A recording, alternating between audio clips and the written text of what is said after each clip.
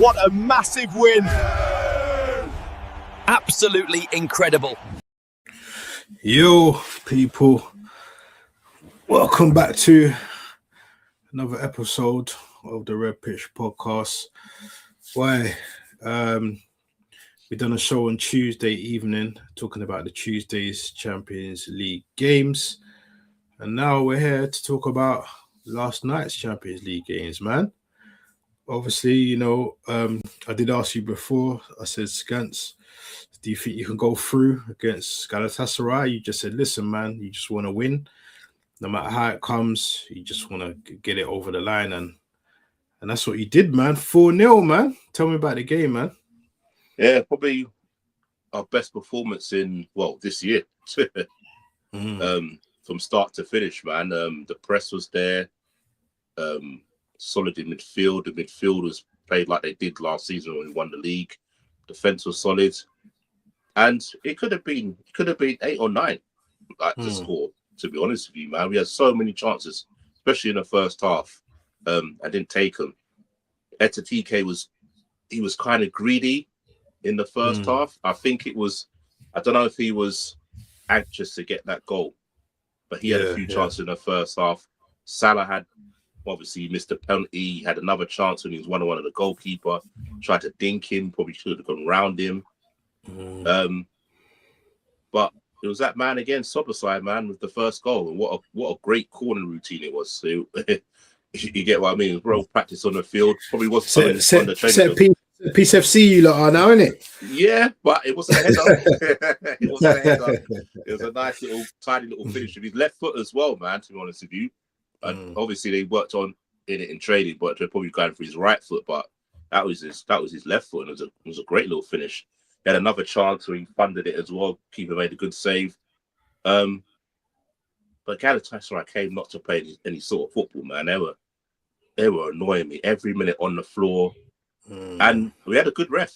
You get what I mean? He did it for both sides, man. Anyone going down, he's like, nah, get up. Carry on playing, man. The referee didn't play no games, man. Every time they went down and crying for a foul, the ref's like, get up. And they soon learned after that was it. They sort of stopped it after the first 15, 20 minutes. Yes. Yeah. But it was just a great performance, man. And then obviously, second half now, first 10 minutes, they turned it up. And what did I say to you about Liverpool? Getting one goal, score another goal quick, bang, bang. Yeah, we used to do.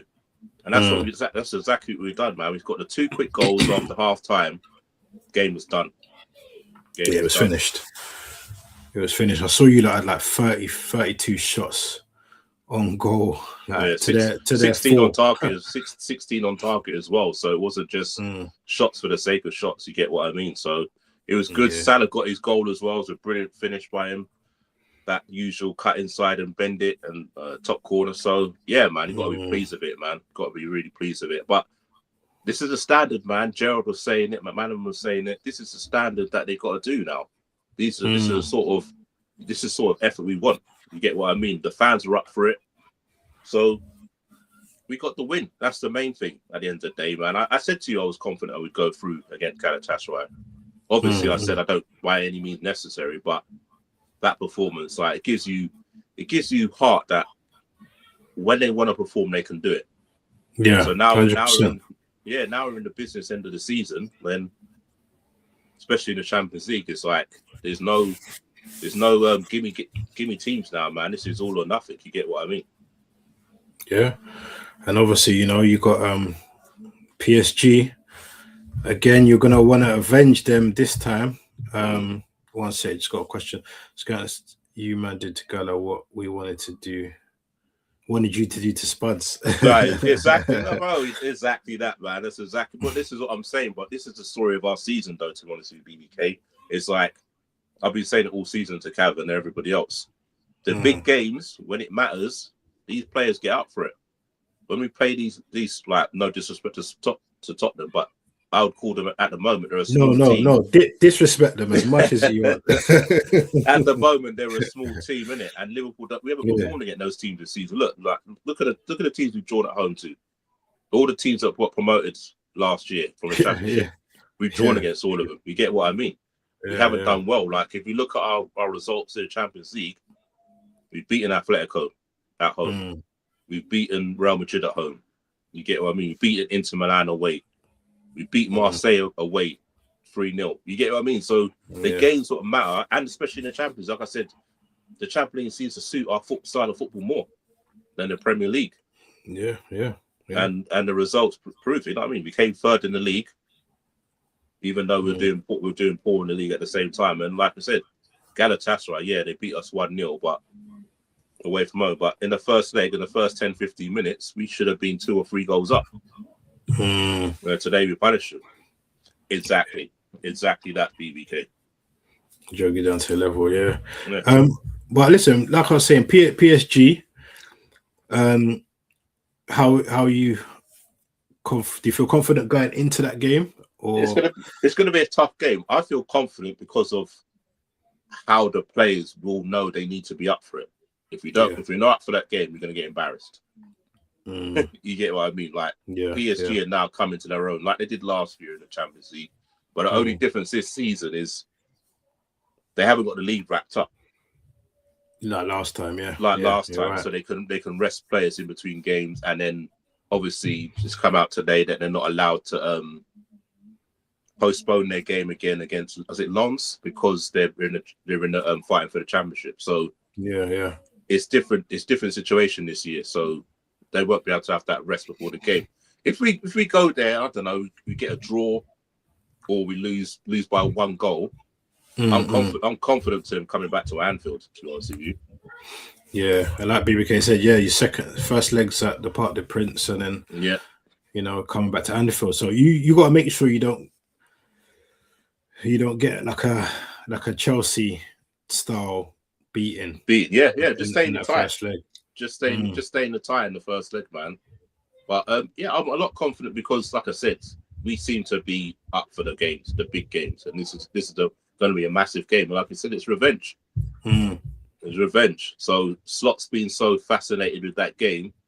He's probably been studying PSG all season. So we'll see. We'll see how it goes, man. I like I said, if we're still in a tie, come the second leg, you got to be confident to go through at Anfield at the end of the day. Yeah, it's going to be tough, and obviously, like I was saying today, I sent you. Was it Barcola? Yeah, he's injured. Yeah, he's picked up an injury, and I don't think he'll make your little game in time. So, in terms of that, obviously we don't want injuries, but that's a plus. Barcola being out, there'll be a lot. He's back, nearly back to full training, so he could be available for maybe the second leg or even a bit of the first leg. So there you go. Got a question for you, Skunts. Where would Liverpool be without Szoboszlai this season? Boy, we'd be down. We'd be down and out if it wasn't for him, man. He's stepped up so much, man. I know there was a lot of people saying they remind him of Gerrard, like when he first came in and he had that really bad dip. Yeah. But he's shown it, man. He's shown it, man. He's all action, just like Gerrard. Don't get me wrong. I'm not going to sit here and say, he's Steven Gerrard reincarnated. But his energy, man, is just, it's crazy, man. He can just run all day. He's Liverpool's version of Declan Rice, isn't it? Yeah. Like he's the engine in that midfield, man. He's the go-to guy. Like he'll puts his body on the line for the team no matter what. When he plays there as well, not when he's playing right back. Exactly. Exactly that. He's got to play in midfield. Right? Yesterday proved it, and majority of the season when he played in midfield, it proved that he's the guy. Like like I said, another great finish, all action display. He's got to play in midfield. If Liverpool want to do anything in the league and in Champions League, he's got to play in midfield. It's got to be done, man. He deserves this new contract that they're trying to sort out at the moment. And like Gerrard said last night on the aftermatch, he's a Liverpool captain in the making. Yeah. I mean, for me, I only saw the first half yesterday and parts of the second. But from what I saw, man, straight from the off, it was high intensity, like attacking football, and recently you haven't really been seeing Liverpool start so quick. And you know, it just made me think how now this could be like a catalyst for, you know, the rest of your season, not just in Champions League, but in the league as well, and trying to wrap up that top 4 space. So I still reckon you lot will get top 4. Yeah. I know 5th potentially. I don't know. They haven't announced it yet, but 5th could potentially be the thing. But yeah, I think you lot will get top 4, 4th. I don't see Man United dropping that many points. I can still see them kind of going on a little run. So yeah, but I can still see Chelsea dropping. I can see Villa dropping again. So yeah, I've got you lot. I've got Liverpool finishing 4th, and then hopefully if you lot go to, you know, Parc des Princes, get a result there, and bring it back to Anfield and get through to the semi against Bayern or Real Madrid. So and there you go, man. Got to do it the hard way. Easier. But to be fair, when we won it in 2005, we had to do it the hard way as well. Like the games we had there, even when we won it under Klopp as well, we didn't have any easy games there. You get what I mean? So well, yeah, 3-0 down Barca first leg, and everyone thought it's over, it's done, isn't it? I'm saying, you know, and you had a great performance at Anfield. And the next thing, just going on to the next game, obviously, boy, we kind of had hopes for Newcastle because we know Barcelona play, you know, the very, very high line. And what a game it was, man. I think Newcastle just kind of gave up toward the end. Barcelona 7, Newcastle 2. I mean, Barca went 1 up, Elanga equalised. Barca went 2-1 up, Elanga equalised. And from then I thought, do you know what? Like, Barcelona's, especially the Elanga goals, yeah, both of them were kind of similar to the fact where, you know, balls played in, like I said, the high line was beaten and Elanga slotted both of them in nicely. And I thought, okay, this could be the route. You know, Newcastle could go down and potentially win this game, but yeah, then obviously they get the penalty. Trippier. I mean, I'm not even going to blame Trippier because I think Barca probably would have scored anyway. I think Rafinha coming in at the back post, and Trippier's obviously grabbed his arm, but if he doesn't grab his arm, he probably scores anyway. Do you know what I mean? But yeah, I think from that, heads kind of dropped, and obviously, you know, they came out the second half, kind of what Liverpool did, came out the second half, as within the first 10 minutes, scored 2 goals as well. Yeah. And then kind of just set up the game to the ending, man. But, you know, did you feel at a point where when, you know, Newcastle did equalize the first time and then straight away the second time, did you think, okay, Newcastle kind of have a chance here? Or yeah, I did think they had a chance. I was like, obviously I was tuned into Specs, big up Specs. And I said to him on there, I said, like, this is looking like the Inter versus Barca game from last season, man. Where it's like you score, we score. yeah. But we did say on Tuesday after your game, we did say that I think Newcastle struggle on that big pitch. Yeah. That high intense, like Premier League style of closing down. The press and stuff like that, I thought they would struggle on that pitch. And it showed in the second half, like the pitch was just too big.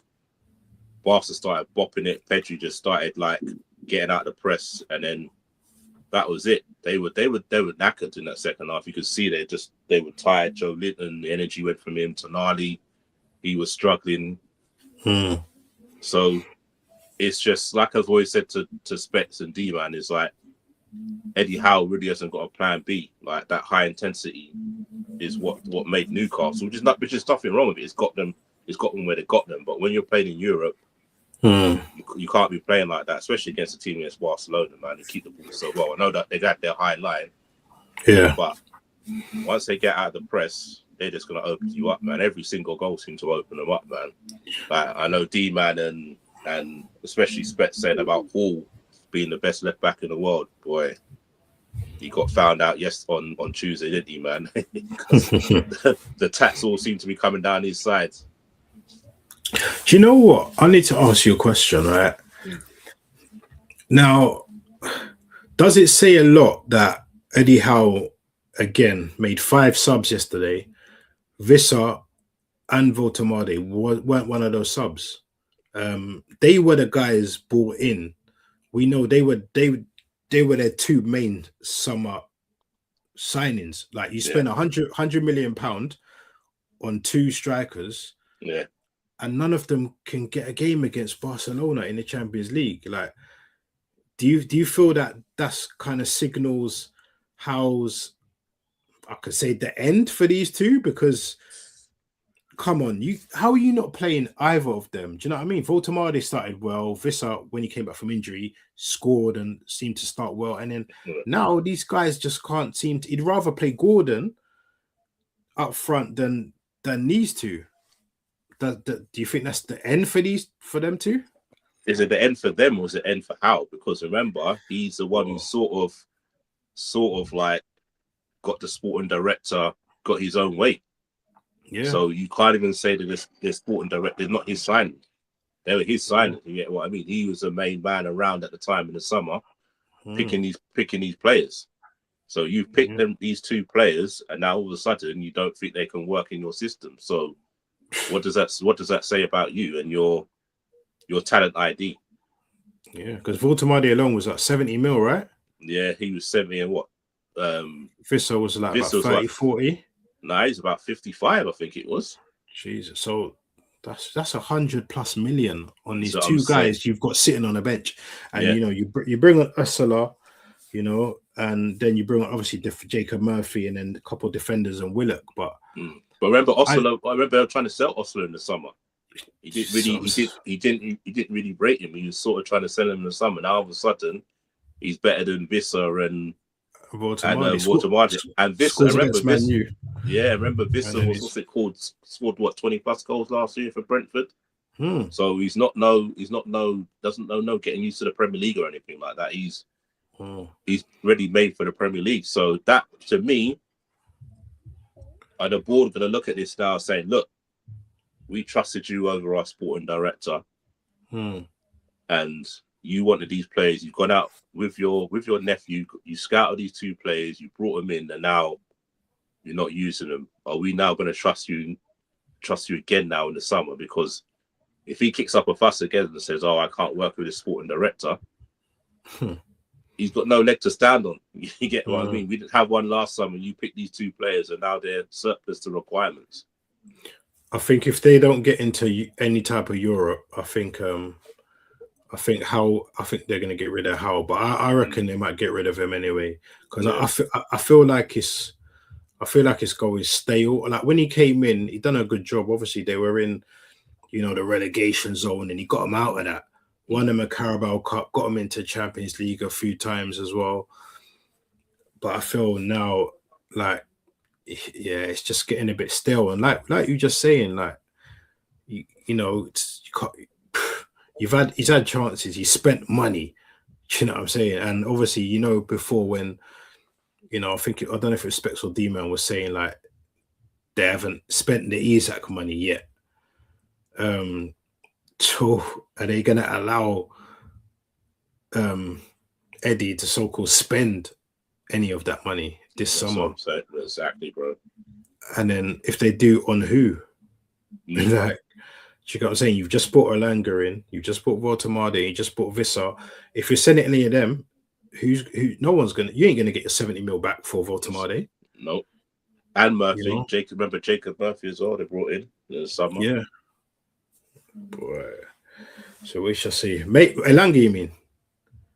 No, Erlanger and Jacob Murphy. Remember, Jacob Murphy came in the summer as well.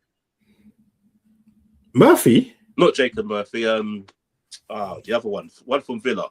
Not Jacob Murphy. Oh, Ramsey. Sorry, Ramsey. Yeah. They brought him in as well. So yeah, they've had their opportunities, bro, man. So we'll see. I bet they wish they had just gone all out and got that Ekatike deal before you lot, boy. Yeah, and not just that. Said about the Isak money. If they're not in the Champions League, have they got that Isak money to spend? Well, yeah, if they're not in Europe, innit? As well. Yeah. So, that's a big thing. Yeah, let's quickly get onto the Bayern game will be a short game. Obviously, Bayern 4, Yeah. Atalanta 1. We knew Bayern was going to win it anyway. Even though they had issues with the keeper, they won that 10-2. Bayern ended up playing that keeper, 22-year-old keeper. Yeah. They had one of their youth keepers. He managed to play. I thought that particular one was injured. The one that played. Yeah, that's what I thought, because it was the big story was about the 16-year-old having to play. Yeah. But obviously, Harry Kane 2, Diaz got one, and Carl got the other. And yeah, man. I mean, them going to Real Madrid next round. Who have you got for that one? Do you think Bayern will? The way Bayern have played this season, they're scoring for fun, man. But then again, when they come up against the bigger teams in recent years, they haven't really performed, have they? Yeah. You get what I mean? So obviously they came to you lot beat them 3-1. I know it's only the group stages, but you still beat them 3-1. You get what I mean? So yeah. It's a hard one to call, because, like I said, we all thought City would beat Real Madrid because of the amount of injuries they had, and look how they beat Man City. So exactly, you might have to still go Real Madrid because of their experience in there. But then you're looking at the manager. The manager's not the best, is he? Yes, not Real Madrid. He hasn't really got a lot of experience, so you might have to go to Real Madrid heritage for me. Yeah, and for me, I think. To be honest, I know. We can never write off Madrid, but I think Bayern got that, man. Personally, and the last game, Spurs 3, Atletico Madrid 2, and it just makes you think, if those slips never happened in the first leg, it could have been a different tie. Spurs, you never know.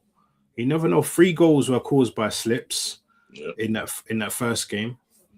You really never know. There could have been a different tie, but Spurs winning on the night and just getting a bit unlucky, like we said in that first leg. Obviously, Atletico Madrid, they go to Barcelona next. That's going to be interesting. Yeah, interesting game. Simeone's stubbornness versus Flick's high line and thing, and boy, Griezmann and Alvarez, man, they're gonna love that. They're gonna love that highlight. And the funny thing is that they play each other in La Liga 4 days before they actually play the first game. So, and they beat them 4-0, didn't they? The last result between them beat them 4-0, wasn't it? Real Madrid won. Barca won the first leg of the Copa del Rey 3-0.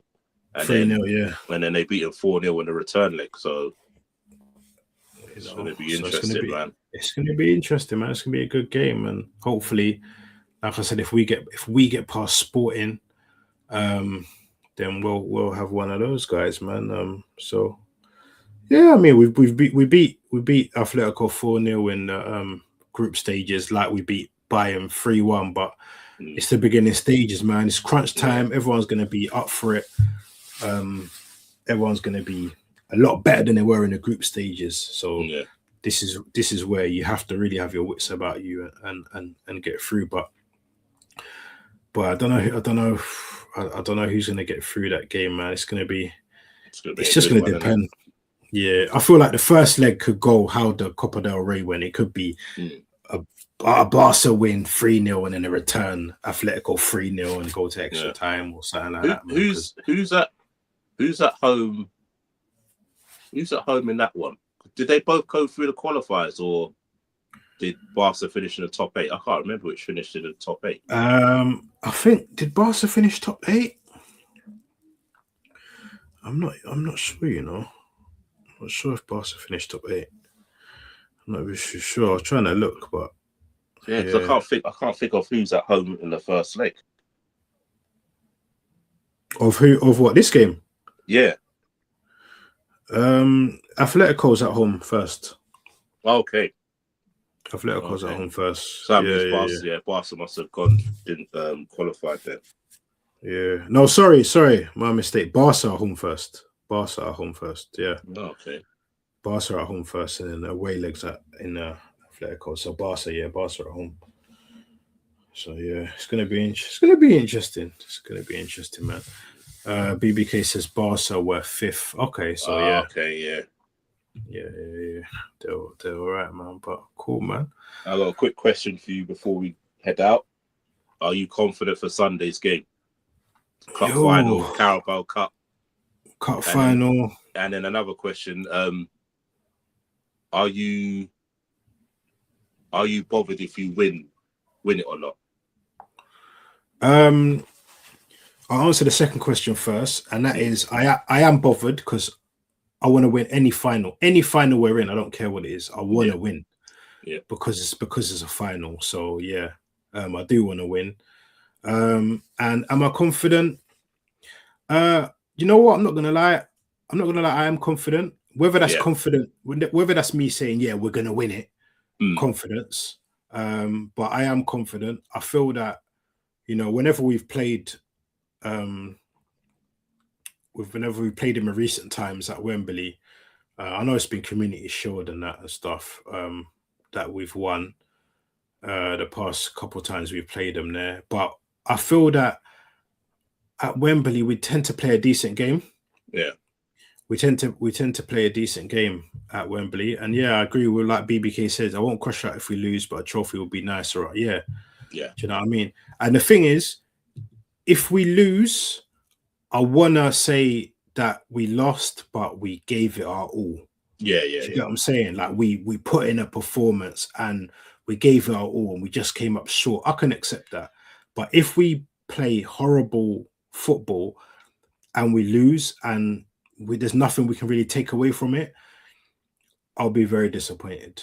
But it's a final, and I think the boys will be up for it. I mean, this will be like the majority of them. Probably all of them. I know Saka was there in the FA Cup times, but he didn't really play because Pepe was there and stuff. But this will probably be like the first trophy for this group. For this group. Do you know what I mean? And like Rice was saying, the other day, he was saying, listen, if we win on Sunday, he reckoned it will galvanize the squad for the rest of the league to go for everything else as well. So if the mentality, I like the mentality with Rice, what he's saying and stuff like that. So yeah, man, we just fingers crossed, man. Fingers crossed. And if Timber's not fit, who are you going for, Mascara or Ben White? I think I'd probably go for.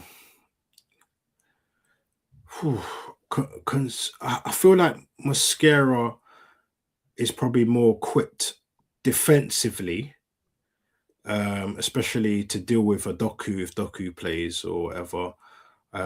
Probably Mascara, but then going forward, I know Saka's going to start. We know Saka's going to start, but going forward, Ben White. I just love Ben White, man. Going forward, like. The way he just overlaps it, he's always ready, putting balls in the box, and Gyökeres will feed on them Ben White crosses, and him and Saka for me, they link up a bit better than Saka and Timber and Saka and Mascara. So exactly. BBK, that 2018 final, man. What was that? Was that 3-0? Was that 3-0? We just got absolutely weren't in it, man. Remember, and the same with Nkapie and Calafiore. Would you start?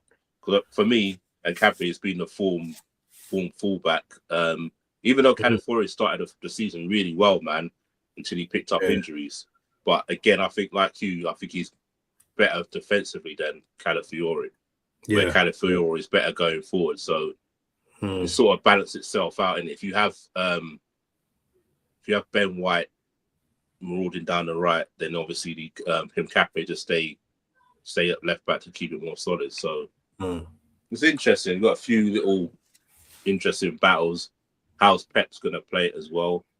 Is he going to be Pep of old, where he just comes out with some weird formation for the final, or is he going to keep it basic?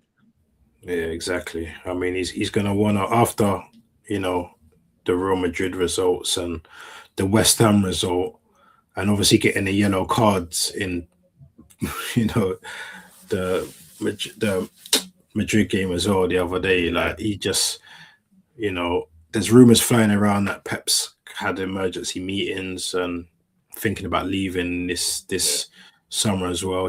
Pep ain't going to want to leave empty-handed, innit? So he's going to want to go for FA Cup, that he's going to still battle out for the league till it's impossible. Pep is going to bang on to his players, we're not out of this title race yet.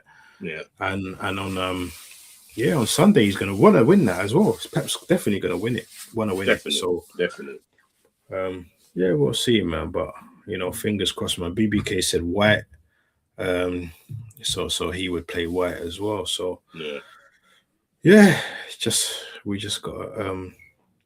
I mean, with Mascara, the thing I like about Mascara is that, like I said, defensively, I think he's better, and he's like 6'3" or something like that. So he's an extra height in the box for set pieces and stuff when crosses come in. He's just an extra body and stuff in there. So, but yeah, man, we'll see. I'm sure we'll be back Sunday night, man, to talk about the game and everything. And big up to Beans on Toast, man. Respect. Big up Beans on Toast, bro. Big up. But yeah, Scants, man, I'm sure, like I said, I'm sure we'll be back Sunday talking about the Prem games over the weekend and obviously the final. Big up to everyone that tuned in. Respect, hit a like on the thing if you want. Also, type in, if you're, like I always say, if you're into hip hop music, I've got another podcast out with BBK and D-Man as well, called the Cold Corner Podcast. So type that in your links, check that out if you want to hear some rap debates and some controversial takes on music and stuff. So, but yeah, man, Scats, big yourself up. Big up, bro. Big up the other podcast, man. I've been tuning in every week, man. It's been good, man. This week was kind of jokes. D-Man was trying to get you lot cancelled with some of the takes you were saying. Yeah, boy. Trying to start the beat with the 50 centers. So, boy. Yeah, exactly. Tune in, man. people. There you go. Big yourself up, man. All right, people. Big up BBK. Big yourself up. Beans on Toast. Anyone else that tuned in, big yourself up, man. Scats, bless, man. Yeah. And we'll see you guys Sunday. Bless up, bro. See you Peace. Sunday. What a massive win. Absolutely incredible.